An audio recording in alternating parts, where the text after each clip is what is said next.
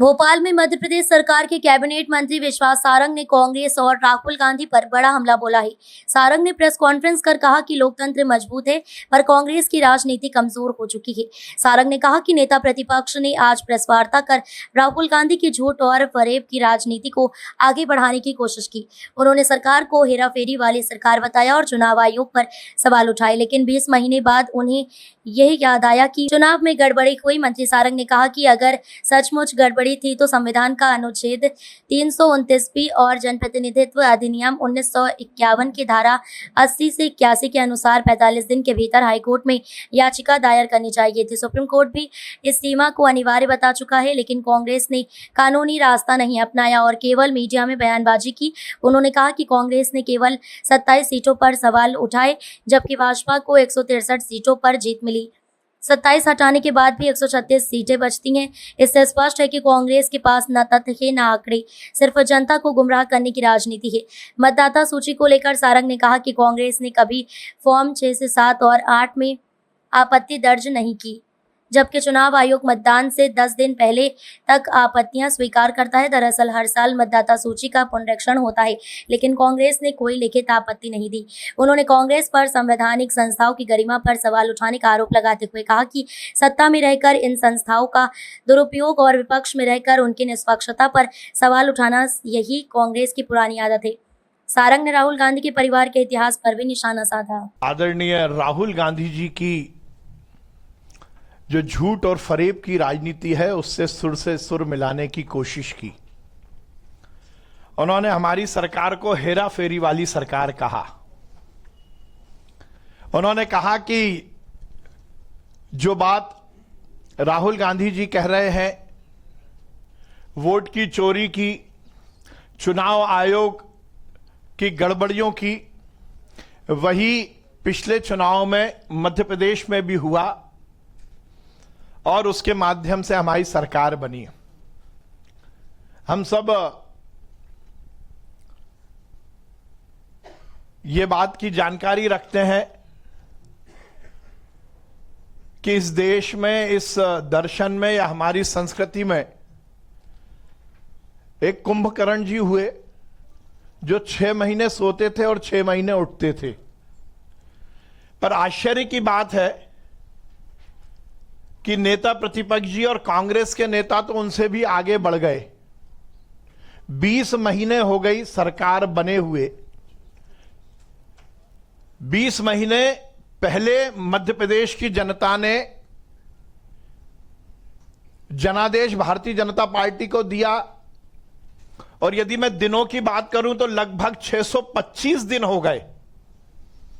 जोरदार मामला है कि 625 दिन बाद याद आई कि वोटों में गड़बड़ी हुई।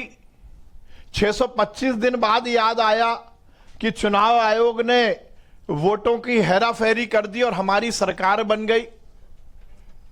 कहा कि आज जो आंकड़े दी, मुझे आश्चर्य, जब सुबह प्रेस कॉन्फ्रेंस की खबर आई थी तो हमें लग रहा था कि बहुत सारी सीटों पर बात वो करेंगे, पर यदि दे पाए तो केवल 27 सीटों का नाम दिया। मध्य प्रदेश की जनता ने हमें 163 सीटों पर जिताया, तो आपने ये तो मान लिया कि हमें 163 में से 27 हटाओ तो भी 135 होती है।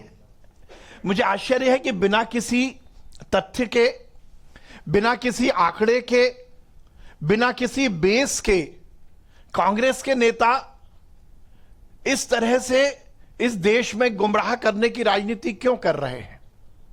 आज से 5-7 दिन पहले इससे जुड़े हुए एक विषय पर मैं आपके बीच में आपके समक्ष उपस्थित हुआ था, और उस समय भी हमने कहा था कि इस देश में हर समय कांग्रेस जब जब सरकार में रही या विपक्ष में रही, उसने संवैधानिक संस्थाओं का दुरुपयोग किया, और जब विपक्ष में रही तो इस देश में संवैधानिक व्यवस्थाओं के खिलाफ प्रश्न चिन्ह लगाने का प्रयास किया।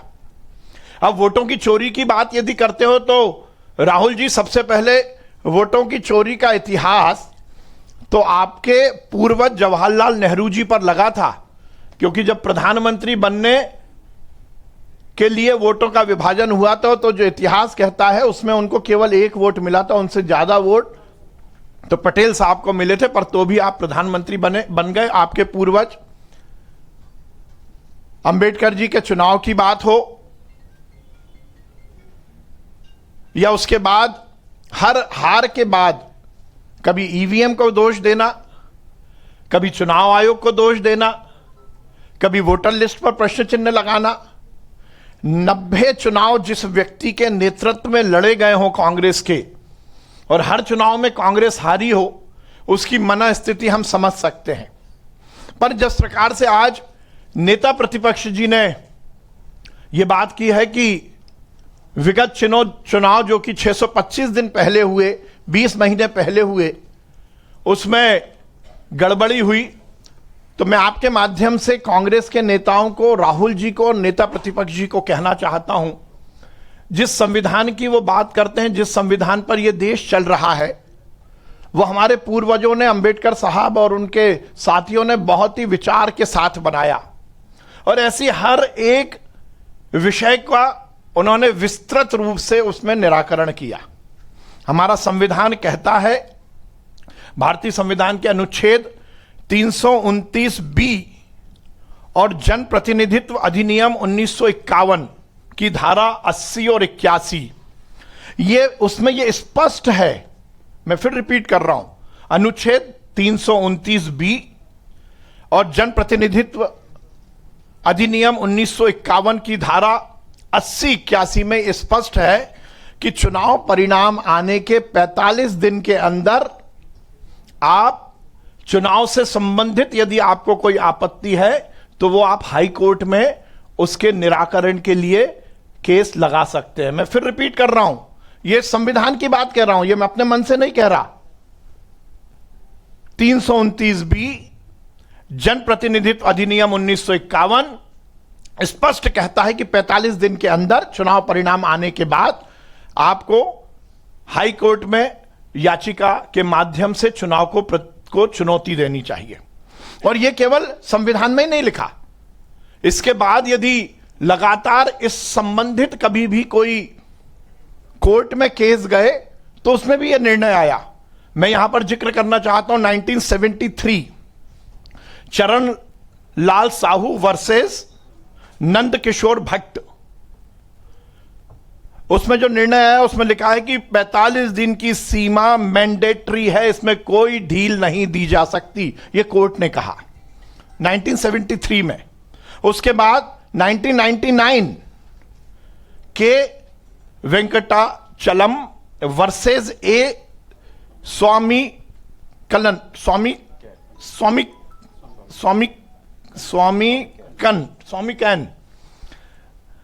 1999 चुनाव विवाद केवल इलेक्शन पिटीशन में ही उठ सकते हैं और समय सीमा में ही उठ सकते हैं। तीसरा 2001 हरिशंकर जैन वर्सेस सोनिया गांधी, माननीय राहुल गांधी जी की माता जी, समय सीमा का कठोर अनुपालन अनिवार्य है, यह कोर्ट ने लिखा है जो 329 बी में है। यह चुनाव से संबंधित यदि आपको कोई आपत्ति है तो आप 45 दिन के अंदर हाई कोर्ट में याचिका लगाकर उसकी आपत्ति दे सकते हैं। दूसरी बात, उन्होंने चुनाव की गड़बड़ी की भी बात की और मतदाता सूची को लेकर भी उन्होंने प्रश्न चिन्ह लगाए।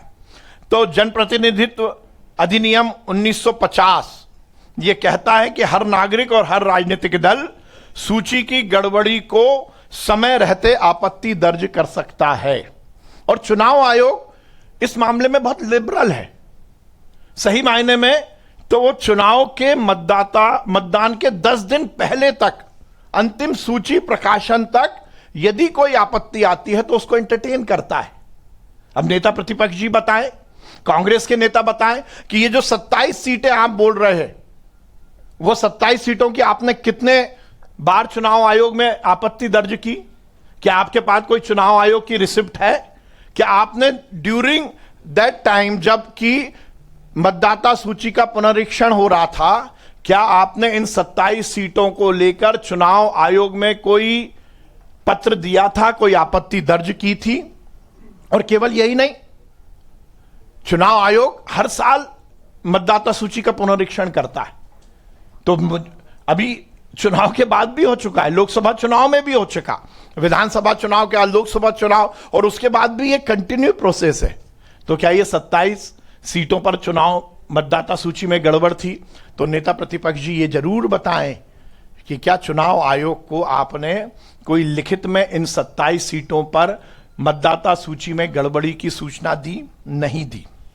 चुनाव आयोग फॉर्म नंबर 6, 7, 8 ये प्रावधान है, इसमें भरकर यदि कोई नाम पर आपत्ति है, किसी के यदि 2 जगह पर नाम है उस पर आपत्ति है, यदि किसी का ट्रांसफर हो गया है उस पर यदि आपको आपत्ति लेना, या कोई मृत हो गया है, तो फॉर्म 6, 7 और 8 ये तीनों का प्रावधान है, इसके तहत आप आपत्ति दर्ज कर सकते हैं। पर कांग्रेस पार्टी ने कोई आपत्ति दर्ज नहीं की, क्योंकि उनको मालूम है यथार्थ के खिलाफ वो जाकर बात करते हैं। केवल सनसनीखेज खबर बनाना, जनता को गुमराह करना, अर्बन नक्सलाइट की जो भाव है उसको स्थापित करते हुए व्यवस्था के खिलाफ प्रश्न चिन्ह लगा के अपने नकारापन पर पर्दा डालना, अपने फेल्यूअर को, अपनी चुनाव में नकारात्मक जो परिणाम आ रहे हैं उसके ऊपर फेस सेविंग के लिए ये काम करते हैं। और अभी हमें देखने को मिल रहा है, यदि 20 महीने की बात तो है, पर शायद यदि बिहार के चुनाव और 1 आध साल बाद होते तो ये उनको जानकारी शायद 1 साल बाद लगती। ये केवल और केवल प्रोपेगेंडा, बिहार चुनाव में जो उनकी पूर्वानुमानित जो हार है उससे फेस सेविंग के लिए राहुल गांधी जी इस देश में इस तरह का माहौल बना रहे हैं। और क्योंकि अब राहुल गांधी जी कर रहे हैं तो मध्य प्रदेश के नेताओं को भी झूठ और फरेब में कहीं ना कहीं सुर मिलाना ही पड़ेगा। जैसा मैंने पहले भी कहा कि लगातार कांग्रेस ने अंबेडकर जी से लेकर और अभी 2024 तक हर बार चुनाव में बेईमानी करने की आदत बनाई है। अभी विगत दिनों इस मुद्दे पर जब बहुत सारी बातें हो रही थी तो कर्नाटक के सहकारिता मंत्री राजन्ना जी ने स्वयं ये बात मानी थी कि यदि वोटर लिस्ट में गड़बड़ हुई है तो सरकार तो हमारी थी, और उस बात को लेकर लोकतांत्रिक व्यवस्था पर किस तरह से कुठाराघात कांग्रेस में होता है इसका जीता जागता उदाहरण हमें देखने को मिला जब उनको मंत्री पद से बर्खास्त कर दिया गया, जबकि उन्होंने सही बात की थी। कांग्रेस हर समय झूठ बोलना, झूठ बोलकर लोगों को गुमराह करना, और जब अपनी कलई खुलने वाली हो तो भाग जाना, इस राजनीति पर काम कर रही है। हमारा स्पष्ट मानना है कि यदि जैसा 2 दिन पहले चुनाव आयोग ने भी कहा, यदि आपको आपत्ति है तो आपको हलफनामा देना चाहिए, यदि आपको आपत्ति है तो उसका पूरा संवैधानिक व्यवस्था के हिसाब से एक फोरम है, उसमें जाकर आपको बात करनी चाहिए। मीडिया के बीच में आकर आप सनसनीखेज खबर जरूर बना सकते हो, जनता को गुमराह कर सकते हो, पर लोकतंत्र के लिए या इस देश के भविष्य के लिए ठीक नहीं है। यदि जनता वोट देती है, जनता ने जनादेश दिया है, और आप उस जनादेश के खिलाफ यदि बात करते हो तो यह उस जनता का अपमान है जिसने वोट देकर सरकारों को बनाया है, सरकार का चयन किया है। हमारा स्पष्ट मानना है कि कांग्रेस की ये रोंटाई की राजनीति, कांग्रेस की ये झूठ और फरेब की राजनीति, इसी का परिणाम है कि राहुल गांधी और कांग्रेस लगातार इस देश में अपनी जमीन खोती आ रही है। भारतीय जनता पार्टी पूरी तरह से इस देश की हर संवैधानिक व्यवस्था और संवैधानिक संस्था की गरिमा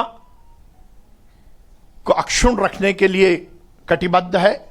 हम हर एक संवैधानिक व्यवस्था का पालन करना चाहते हैं। हम कभी भी, किसी भी वक्त, किसी भी समय, किसी भी चुनाव में किसी भी तरह की बेईमानी के ना पक्षधर हैं, ना उसको बढ़ावा देते हैं। हम निष्पक्ष चुनाव के माध्यम से ही सरकारों में आए हैं।